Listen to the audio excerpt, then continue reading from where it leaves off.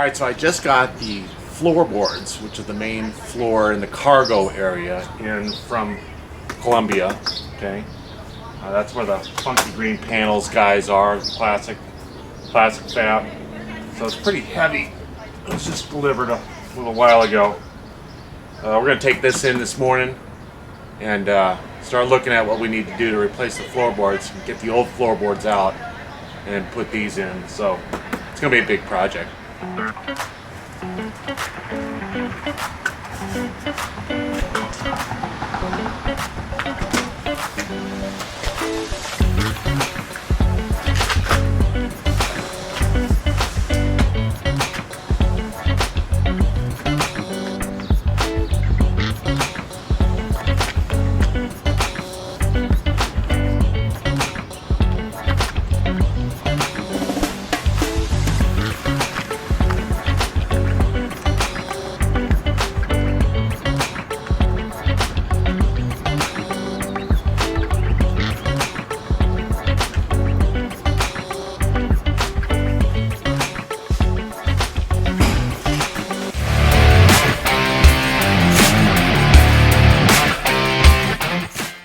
Alright, so I got the green panels here for the cargo floor. Let's go ahead and open these up, see how they look. I can tell you they're nice and heavy, that's for sure. This is I think the third item I've ordered from Classic Fab, shipped direct from Colombia, which is always kind of fun, to my house.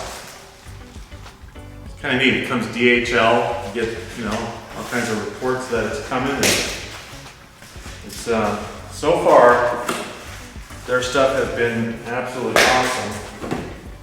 Wow. Ooh. Oh, wow. All right, that's pretty cool. Just the way they package things is quite nice. I'm always looking first to see if there's any damage on the edges. Not that I can't fix it, because I can. Well, at least I think I can. But, just to see if there's anything that we have to deal with at a later date. Everything looks pretty good as far as the edges go. I do like their branding a lot. The whole green panel stuff is pretty cool. They use the correct gauge steel for everything, which is also very nice. Let's go to the side for a second here. Got something here, I'm not sure what this is. It's probably the pieces to hold down the seats. In my case, it's actually a double cab, so there is no seats as like there would be in a traditional bus. But yeah, that's exactly what it is. It's the floor pieces for the I forget what it's called. The thing that holds up the seat in the back. That's what it's called. Okay, so that's what these are. Yeah. Looks to me like they probably sent some extras for me. I think I only need 2 of these, and there's 2, 4, 6, 8.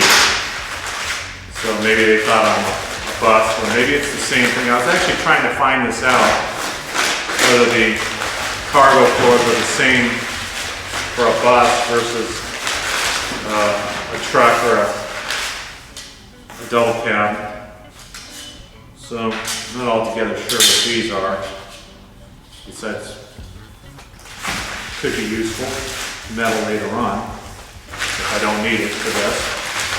But for sure I'll need to install these to hold down. Looks like they go right there to hold down my my back panel. My back.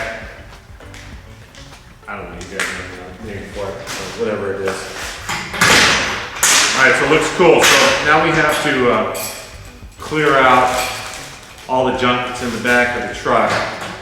And I'm gonna have to see whether I need to pull the gas tank out in order to get these things underneath it. I have a feeling I'm gonna have to do that. So let's get to work. I'm just gonna take some measurements of this to see if it's gonna require me to pull a gas tank out. So it's about 64 inches. On this side here is where the door is. This all has a flange that goes up for tacking it in. This one goes down so that you can walk in. So we'll check 64, and then it's about 32.5 inches. So we'll check that. First things first though, I gotta clear all the stuff that's out of here. These are the panels that go in the back there, all the way under to hide the gas tank, so I'm going to get rid of those.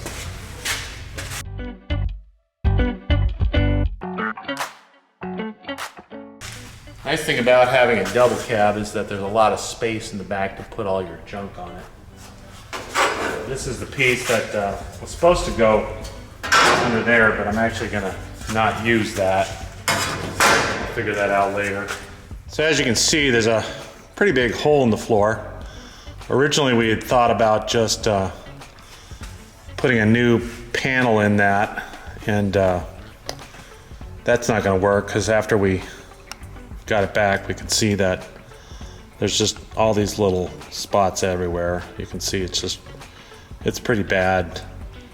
So it really did require us to look to replacement. And you can see just all along here and all along here. Lots of little holes. Lots of little holes. Okay, so all that needs to be replaced. And this is those pieces that, gotta add this, that come with the new floorboards here. You can see that we'll weld those in right where we want them. And I need to figure that out, but this is probably what those panels were for that they sent along with it. But we'll figure all that out. We'll put the new piece that I had fabricated in, and we'll be set to go. All right, so we'll go ahead and measure this out. Just looking at it, I can tell that it's gonna go pretty far in there, which means there's this little backer plate for those panels that go underneath there that are going to need to be dealt with. So we'll see how that goes. So we said 64 inches. Let's see where that sort of falls. Falls further than I can get to. That's 59.60 right there, so it goes another 4 inches back.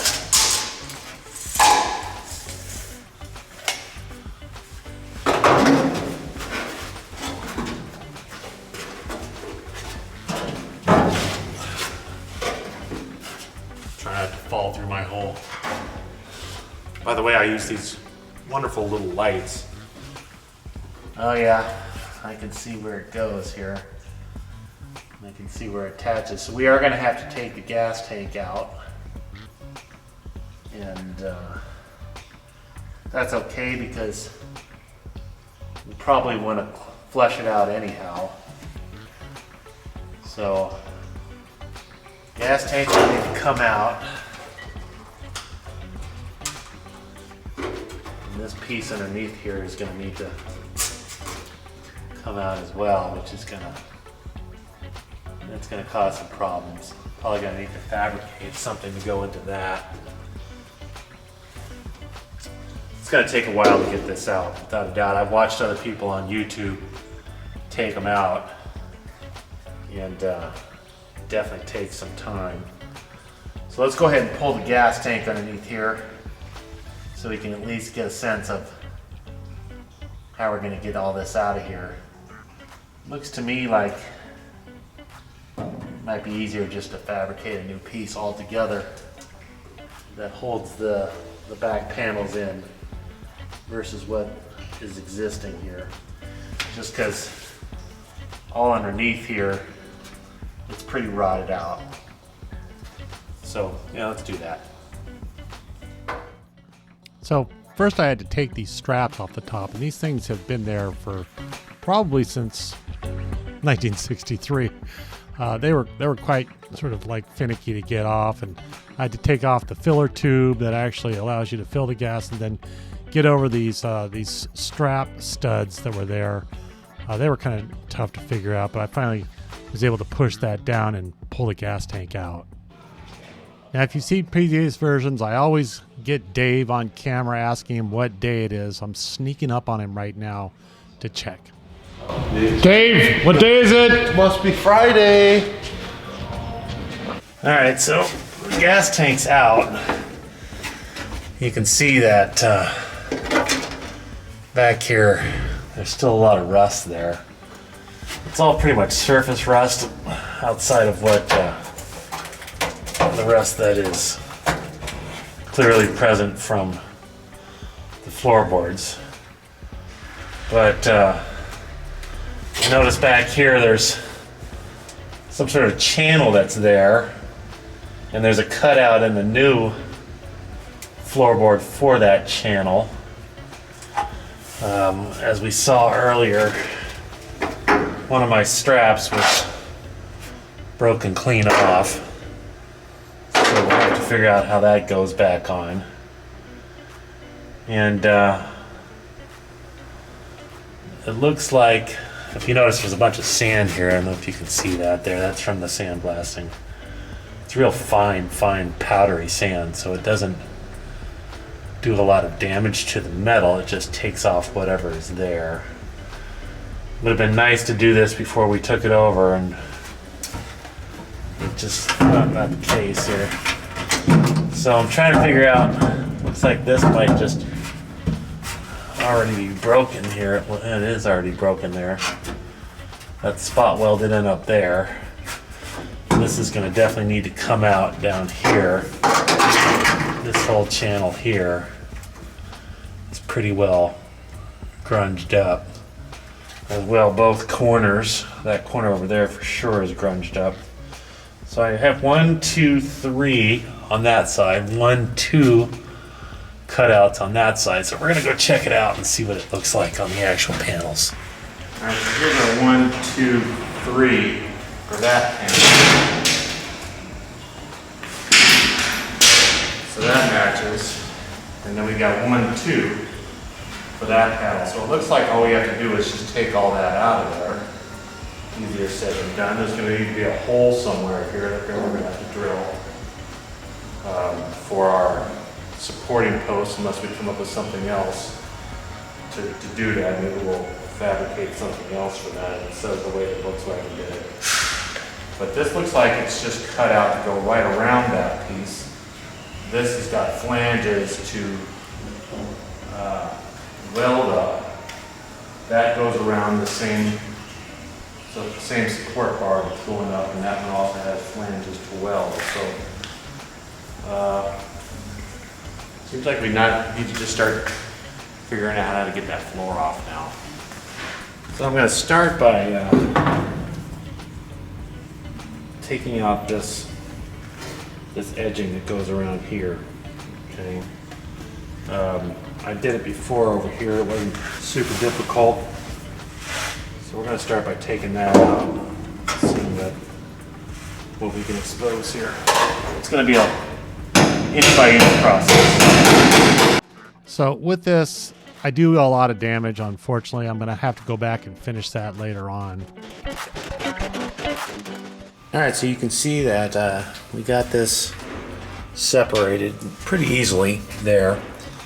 The plan is I'm going to cut right along this line here, as close as I can get to the edge, all the way around here, and then get the floor out as much as possible. So you can see here too, I'll be cutting right here and right there, all along here, all along here. I'm going to try to leave this piece in here because hang on, that's a hammer. This is actually doubled up right here. That's two pieces of metal. And my door closing latch mechanism is right there. So I'm going to try to leave all that in and just try to come down on top of that and clean up as much as I can. So I'll be cutting through here, and then grinding afterwards. I'll probably start right along there and see if I can't just leave that.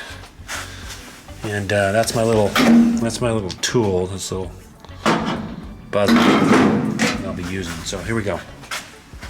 We will absolutely need ear protection for this too. So.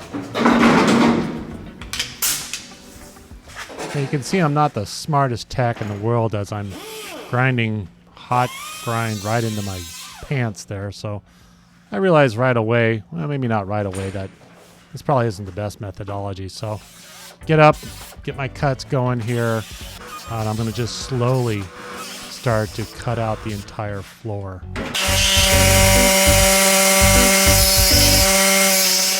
As you can see, the methodology is to kind of cut between the studs as I'm going here. This seems to have worked out pretty well. I first tried to use sort of a little Dremel tool, and that didn't work so well, but the grinding tool that I've been using all along really does the trick. And then what you see me working with there is an impact chisel, which is quite amazing. If you're thinking about doing this yourself, there's absolutely no way I could have done this without that impact chisel. Basically what it does is it allows me to go along the welds of the floorboards and break out each one of those welds. Quite often there's two for each sort of spot. As you can see, I'm cutting more pieces out here. I had a really good view for you, and unfortunately the camera drops in a second here and takes that view out. Just probably too much movement, but again, like just using that impact chisel made such a huge difference. The only problem with it, as you'll soon see in a second as I'm cutting more out, is it does do some damage. The support beams I was just working with are actually quite thick metal, so that worked out pretty well in terms of like the impact chisel didn't do a whole lot of damage to that.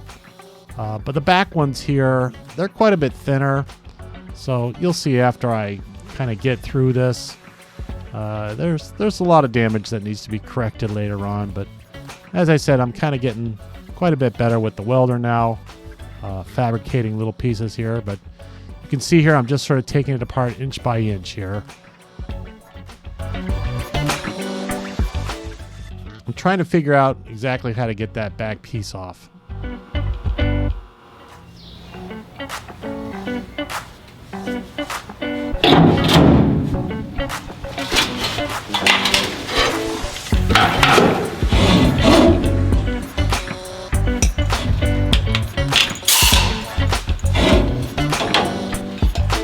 Oh yeah.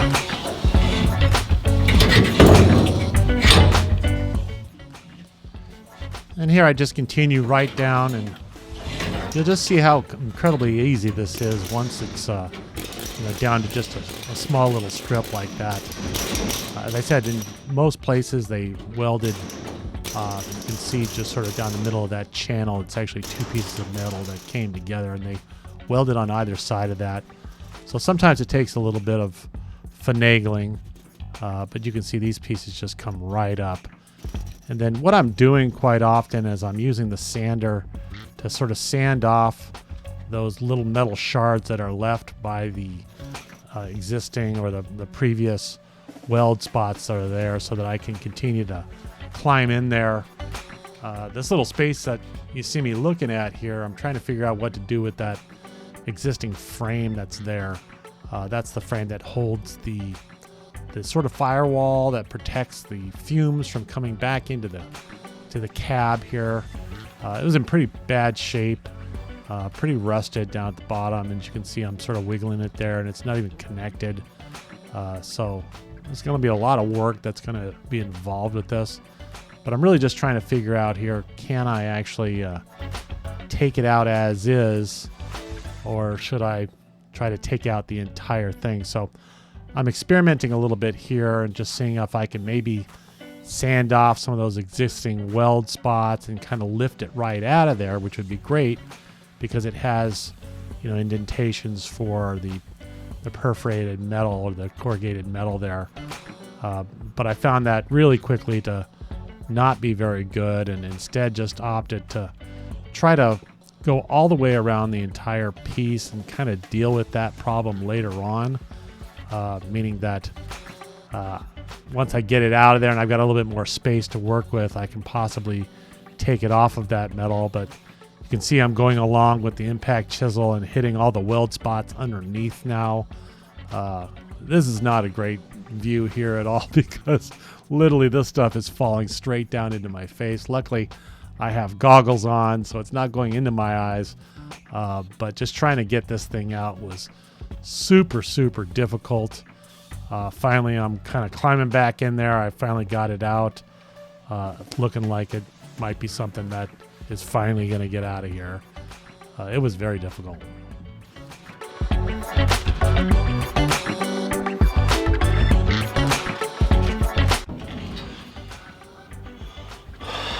Wow, this was hard.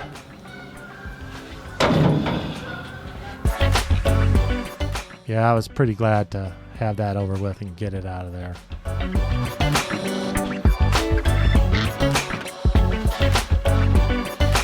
So I managed to get this out, and it was kind of a bitch. As you can see, I had to cut it out along the floorboard here. And the reason I took this whole chunk out is because I want to save all this here, which is what's used to mount the kind of the firewall or the whatever this is here. So I had to cut it off there. It was kind of hanging anyhow. This all needs to be repaired. But I'll tell you, this was tough because I have to get underneath the back cab section to get to it. This is no doubt the most nasty thing I've done so far on the truck, on the double cab. It was awful. Mostly because there's a whole bunch of sand left back there from when we had the whole thing sandblasted or media, whatever it is. And that got, I had some really good burgers, put it that way. They were really caked up. But so I'll have to create a little piece of metal here that'll go all the way along here. So we have something to mount to. The top part is in good shape because obviously it wasn't exposed to the moisture and water and stuff. But each one of these little things here are going to need to be broken from underneath. The rivets I'll have to come underneath and go all the way along there to get this piece up so that I can then repair it and put it down on the new piece once we get to that point. So coming right along.